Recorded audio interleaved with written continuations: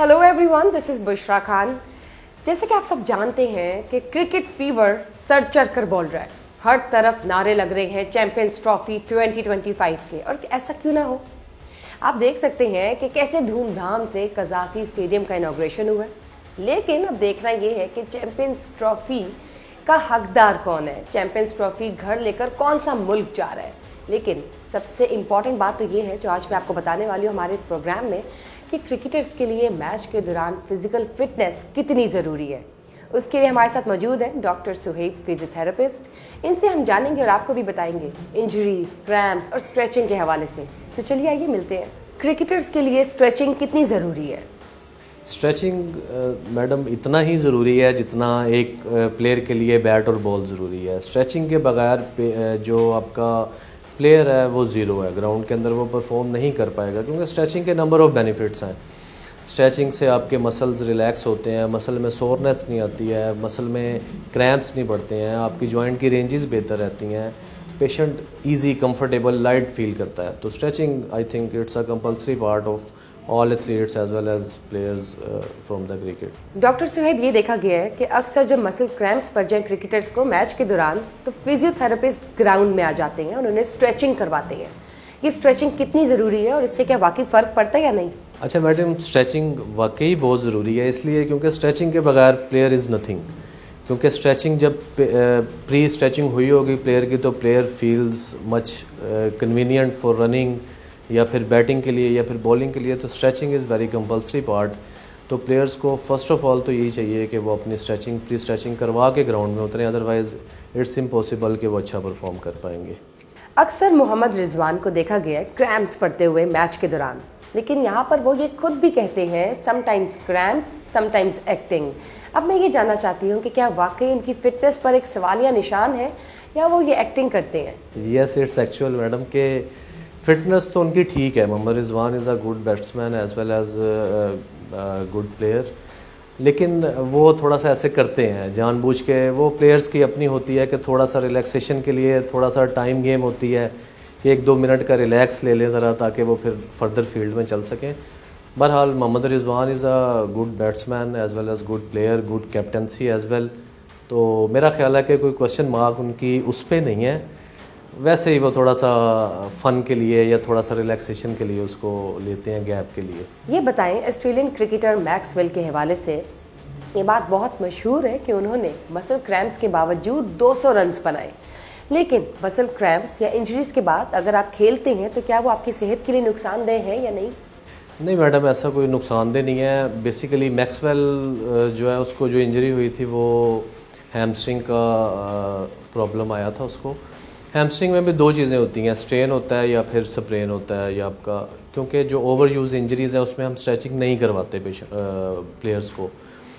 लेकिन उसमें जो उसको हुआ उसमें स्ट्रेचिंग प्लस उसके अलावा उन्होंने उसको डीप हिट स्प्रेज हम यूज़ करते हैं जो फौरी तौर पे मसल को इनहिबिट कर देते हैं और प्लेयर्स अपनी उस पर दोबारा पिच पे उसी तरह परफॉर्म करना शुरू कर देता है। तो I think it's not so tough कि वो वहाँ पे कंटिन्यू करे, और उसके लिए फ़र्दर भी कोई ऐसा इशू नहीं है कि वो कंटिन्यू नहीं कर सकता अपने स्पोर्ट्स को।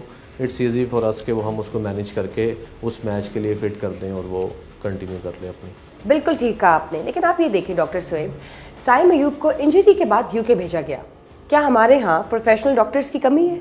ऐसा नहीं है मैडम, प्रोफेशनल डॉक्टर्स की कमी नहीं है, बस हमारा एक माइंड सेट बना हुआ है कि बाहर से ही अच्छा ट्रीटमेंट मिलता है। और बेसिकली जो उनको इंजरी हुई वो उनकी फुट ट्विस्टिंग थी, एंकल ट्विस्टिंग थी। Ankle twisting is not a big deal कि कोई ऐसा इशू है जो सॉर्ट आउट नहीं हो सकता पाकिस्तान में। लेकिन हमारा एक ट्रेंड सेट है कि बाहर जाएंगे तो वहाँ ही अच्छा ट्रीटमेंट होएगा। लाइक अ पॉलिटिशियंस जैसे हमारे बाहर को भागते हैं, वैसे ही प्लेयर्स का भी एक ट्रेंड सेट है कि वहाँ पे अच्छा ट्रीटमेंट होगा। अदरवाइज़ उनकी जो फुट ट्विस्टिंग थी और जेंटल फ्रैक्चर आया था, it's not a big deal कि वो यहाँ पे नहीं हो सकता।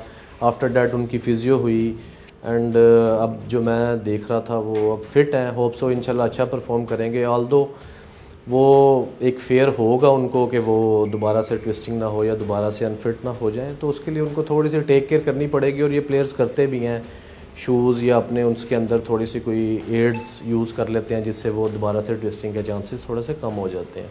जब कोई क्रिकेटर इंजरी का शिकार होता है तो उसकी परफॉर्मेंस वैसी नहीं रहती जैसी इंजरी से पहले थी, वो अच्छा परफॉर्म क्यों नहीं कर पाता?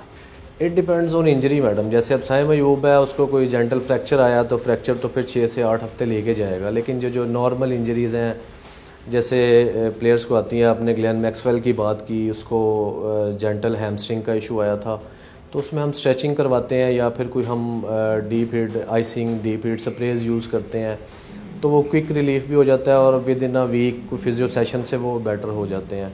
लेकिन जो स्ट्रेन्स हैं या जो स्प्रेन्स हैं, जो ओवर यूज़ इंजरीज़ हम जिनको कहते हैं, तो मोस्टली बॉलर्स में आती हैं वो, जैसे कि मोहम्मद आमिर में कुछ इंजरीज़ चलती रहीं, फिर शहनशाह अफरीदी में भी कुछ इंजरीज़ आई थी, वो भी सेटल डाउन हो गई। तो उनमें मोस्टली ओवर यूज़ इंजरीज़ आती हैं, जब वो बाजू रोल कर रहे होते हैं तो शोल्डर पेन आ जाती है, तो वो थोड़ा सा टाइम को अराउंड 15 डेज़ टू 1.5 मंथ तक ले जाते हैं टाइम। और मोस्टली ऐसा भी होता है कि परफॉर्म नहीं कर पा रहे होते प्लेयर्स, उसमें भी 2-3 रीज़न्स होती हैं मैडम।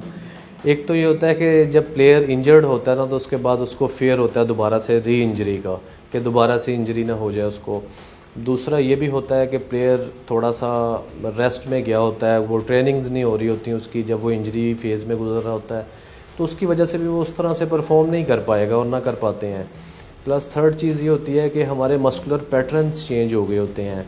लाइक एक बॉलर है या एक बैट्समैन है, तो उसके पैटर्न्स, जब कोई इंजरी होती है तो वो फिर हम पैटर्न्स को शिफ्ट करते हैं मसल्स को, कि वो अपनी मोबिलिटी को गेन कर लें, तो उस वजह से भी मोस्टली प्लेयर्स उस तरह से परफॉर्म नहीं कर सकते। लेकिन मेरा ये ख्याल है कि ज़्यादा इशू यही होता है कि फेयर ऑफ फ्री इंजरी होता है, कि दोबारा से वो इंजरी ना हो जाए और दोबारा से हम अनफिट ना हो जाए, क्योंकि प्लेयर्स का हमेशा यही फोकस होता है कि हम ग्राउंड में रहें, बाहर ना जाएं।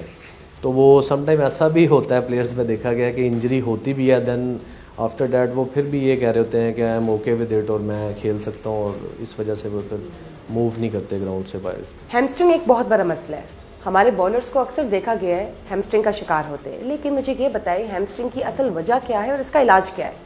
हैमस्ट्रिंग बिल्कुल आप सही कह रहे हैं, ऐसे ही होता है, लेकिन hamstring basically most use muscle है। बॉलर्स भी यूटिलाइज़ करते हैं उस मसल को, बैट्समैन्स भी करते हैं, क्योंकि हमारे 2 मसल्स जो है ना वो ज़्यादा यूज़ हो रहे होते हैं, हमारे क्वाड्स हैं और हैम्स हैं, जो हमारी वॉक, रनिंग, बैटिंग उसमें एंगल्स में यूज़ हो रहे होते हैं। तो जो मसल ज़्यादा यूज़ होगा ऑब्वियसली उसकी इंजरी भी ज़्यादा ही आएगी, और it's not too much time taking के वो बड़ा हो। सम टाइम क्रैम्प्स होते हैं, वो तो वेरी क्विक रिलीज़ हो जाते हैं। सम टाइम स्ट्रेन्स आते हैं, वो फिर 15 से 20 दिन या अराउंड 1 मंथ ले जाते हैं उसको रिकवर करने के लिए। जब हम बाबर आजम की बात करते हैं, बाबर आजम की फ़िटनेस के हवाले से आप क्या कहेंगे? बाबर आजम की फ़िटनेस अल्हम्दुलिल्लाह अभी तो गुड है मैडम, ज़बरदस्त क्रिकेटर हैं, ज़बरदस्त बैट्समैन है, लेकिन क्योंकि पाकिस्तानी प्लेयर्स मोस्टली जो है ना वो अपनी प्री ट्रेनिंग पे ज़रा फोकस नहीं करते, तो मेरा ख्याल है उन्हें चाहिए कि वो प्री ट्रेनिंग पे थोड़ा सा फोकस करें। प्री मैचेस थोड़ी सी रनिंग, कोई around a session of 30 to 45 minutes वो अपनी रनिंग, जॉगिंग और थोड़ी सी स्ट्रेचिंग पे फोकस करें, ताकि वो वेल परफॉर्म कर पाएँ और पूरी चैम्पियंस ट्रॉफी में उनको कोई इशू ना आए। ऐसा क्या कोई सीज़न चल रहा है या कोई ट्रेंड है? हमारे यहाँ क्रिकेटर्स इंजरीज़ का शिकार क्यों हो रहे हैं? इंजरीज़ का शिकार मैडम इसीलिए हैं क्योंकि ये ट्रीट, एक तो ये खाते पीते बहुत ज़्यादा हैं, जहाँ भी जाते हैं वो उनकी वो मोमेंट्स और वो फैमिलीज़ के साथ जाते हैं, तो वहाँ पे उस तरह से ट्रेनिंग नहीं कर पाते। तो बेसिकली ये अपने ट्रेनिंग पे फोकस नहीं करते, जिसकी वजह से, या डाइट पे फोकस नहीं करते, जिसकी वजह से इंजरीज़ आती हैं। प्री ट्रेनिंग अच्छी हुई हो, थोड़ा सा डाइट फोकस हो बंदा, जब आपके मैचेस चल रहे हैं या आपका सीज़न चल रहा है, तो फिर मेरा ख्याल है कि इंजरीज़ आने के चांसेस नहीं होते। लेकिन अनफॉर्चुनेटली हमारा सारे पाकिस्तानियों का खाने पीने पे ज़्यादा है, तो प्लेयर्स का भी यही है कि वो अपनी डाइट पे फोकस नहीं करते और अपनी ट्रेनिंग्स पे फोकस नहीं कर रहे होते सम टाइम, जिसकी वजह से इंजरीज आ जाती हैं। कौन सी ऐसी एक्सरसाइज है जो कि क्रिकेटर्स को अपनी डेली रूटीन का हिस्सा बनाना चाहिए? मैडम 2 से 3 चीज़ें हैं जो अभी हम पहले भी बात कर रहे थे कि प्लेयर्स को प्री पोस्ट मैचेस तो करना ही चाहिए, लेकिन अपनी रूटीन में जो है ना वो स्ट्रेचिंग, स्ट्रेंथनिंग, 2 ये चीज़ें रूटीन में फोकस करें, प्लस थोड़ी सी जेंटल वॉक या jogging for the session of 45 to 1 hour एक उनको देना चाहिए अपनी रूटीन में भी, ट्रेनिंग से हट के, जिससे उनकी बॉडी फिट रह सकती है, उनको मसल्स क्रैम्प्स नहीं होंगे, उनको कोई ओवर यूज़ इंजरीज़ या स्ट्रेन स्प्रेन्स नहीं आएंगे उनको। तो मेरा ख्याल है कि अराउंड 1 आवर्स की ट्रेनिंग जिसमें आपकी थोड़ी सी jogging, walk, stretching, strengthening exercises होती हैं, वो डिपेंड करता है। लाइक बैट्समैन हैं तो वो और तरह की स्ट्रेंथ ट्रेनिंग्स करेंगे अपनी आर्म्स के लिए या अपनी स्पेसिफिक फोर आर्म मसल्स के लिए। बॉलर्स हैं तो वो और तरह से थोड़ी सी स्ट्रेंथ ट्रेनिंग्स करेंगे और वो अपने आप को फिट रख सकेंगे। लास्ट में मैं एक बात करना चाहता हूँ कि हमारे काफ़ी सारे प्लेयर्स हैं जो अनफिट हो जाते हैं मोस्ट ऑफ द टाइम, देखा गया मैचेस में, इवन टेस्ट मैचेस में बहुत ज़्यादा होते हैं। लेकिन हमारे एक बड़े अच्छे बॉलर हैं नसीम शाह, वो बड़ी अच्छी बॉलिंग करते हैं, बड़ी अच्छी पेस है उनकी, लेकिन वो अक्सर अनफिट रहते हैं। तो उनके लिए या सारों के लिए मैसेज यही है कि वो अपनी ट्रेनिंग पे अगर प्लेयर्स फोकस करते हैं, अपनी प्री पोस्ट ट्रेनिंग्स को अगर वो मेंटेन करते हैं, तो फिर मेरा ख्याल है कि वो इंजरी आने के चांसेस कम हो जाते हैं और वो अपना परफॉर्म कर पाते हैं for the sake of far self और फिर द सेक ऑफ कंट्री के। जब वो खेलने जाते हैं तो अच्छा परफॉर्म करें। थैंक यू डॉक्टर सुहेब, बहुत शुक्रिया, आपने अपना कीमती वक्त निकाला और हमें बताया कि मसल क्रैम्प्स के बाद स्ट्रेचिंग कितनी ज़रूरी है क्रिकेटर्स के लिए। इस वक्त हम सब ही एक्साइटेड है चैंपियंस ट्रॉफी 2025 के लिए और क्रिकेट फीवर का शिकार हम सब हैं। लेकिन जानना ये चाहेंगे कि चैंपियंस ट्रॉफी कौन सा मुल्क घर लेकर जा रहा है, इसके लिए देखते रहिए, स्टे ट्यून। बुशरा खान को दीजिए इजाज़त, फिर मुलाकात होगी नेक्स्ट प्रोग्राम में। अल्लाह हाफिज़।